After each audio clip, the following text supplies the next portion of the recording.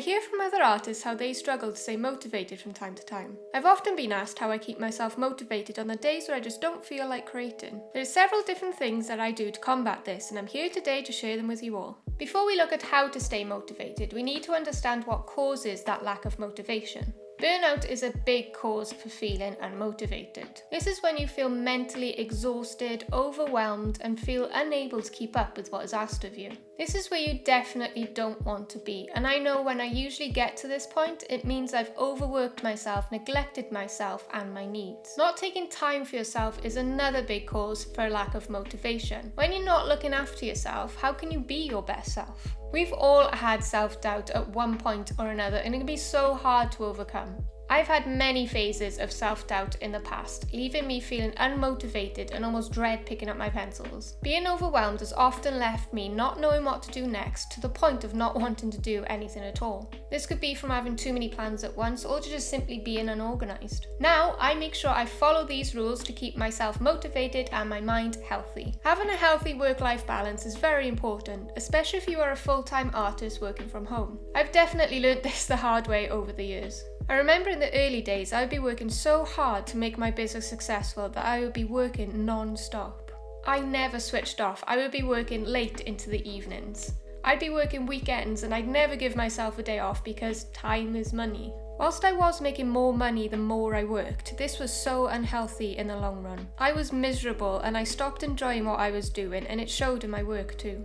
I wasn't looking after myself, I wasn't spending enough time with my son, and my work life consumed me. Why make yourself miserable? Didn't we choose this path because we enjoy creating? So we need to keep a healthy balance between our work time and our own time. This past year, I have started to schedule my work time, and so far it's worked out great. I now set myself certain hours of the day that I'll be working, and once I finish those hours, I stop. I shut off from work completely, almost like leaving the office. When working from home, it's easy to get into the trap of working as and when, because you never technically leave work.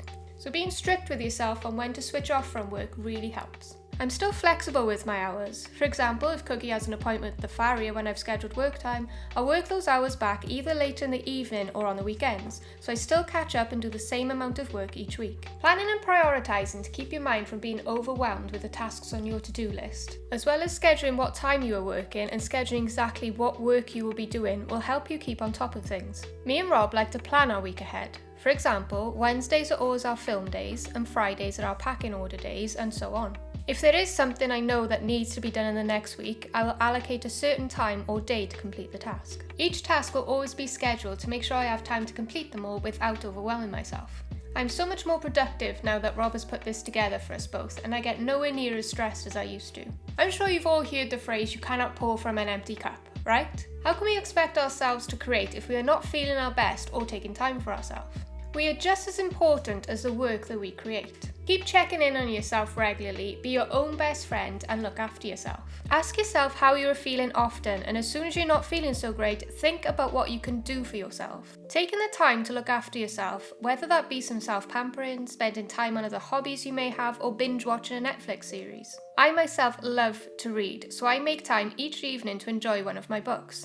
I'm currently reading Heir of Fire. I also love to spend time with my horses whenever I can, and I find it a perfect way to unwind and completely switch off from work. I enjoy being an artist, and for as long as I can remember, drawing has always been a way for me to relax and take my mind off of things. When you take a hobby and you turn it into a career, it can sometimes cause that hobby to become more of a chore, as then you're not doing it for yourself, but you're doing it for somebody else. As well as commissions, I love to draw and create for myself. There are no limitations, and I have total freedom to create what I like. If you are familiar with my work, you'll know that I've been creating a series of Welsh cobs. I adore Welsh cobs, and drawing them makes me really happy. So I decided to start drawing them and then sell them as originals, prints and cards. You could do this too by drawing whatever you enjoy to draw. Ask yourself, what inspired me to pick up my pencils and start to create? It could be your environment, it could be anime, it could be literally anything. Go back to your roots and rediscover where your love of creating came from. As you might guess, I'm heavily inspired by horses. I see my own horses daily, I watch horse programs, and absolutely love to watch Welsh cob show classes. As well as horses, I adore being in nature as well. I am a very outdoorsy person, and I love to walk amongst the trees, listen to the birds, and watch the wildlife.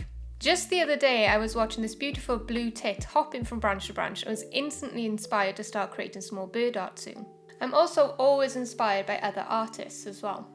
I love watching other artists create, scrolling Instagram and seeing so many beautiful works of art, and I also love to watch art vlogs, and I often find they inspire me to keep going too. Having a lack of confidence used to be a big issue to me and was a big contributor of feeling unmotivated. I would always compare myself to other artists, compare my skills, compare my likes, my followers, my client list, everything. This is so unhealthy. Are you even gaining anything from this? Nope. All you're doing is making yourself feel worse. So how can we stop this? Easy, just change your mindset. When you see an amazing piece of artwork and you start doubting your skills, what is stopping you from getting to that point? Again, only yourself and your mindset. Instead of telling yourself, my work is not as good as that, try telling yourself, I'm going to keep going until my work is as good as that, and let it inspire you instead. When you see another creative being super successful, just let yourself know that you will get there one day too. Changing your mindset from being negative to positive will make a huge difference in how you feel. Trust me. The only person you should be comparing yourself to is yourself. Look back on how far you have come. Look back on your old works and then compare them to your newest pieces. The only person you should ever be in competition with is yourself and no one else. Everyone has their own paths, their own journeys, and the only way you can get there is if you keep moving forward. I hope this video has helped you, and if you want to see more of my content, just click here.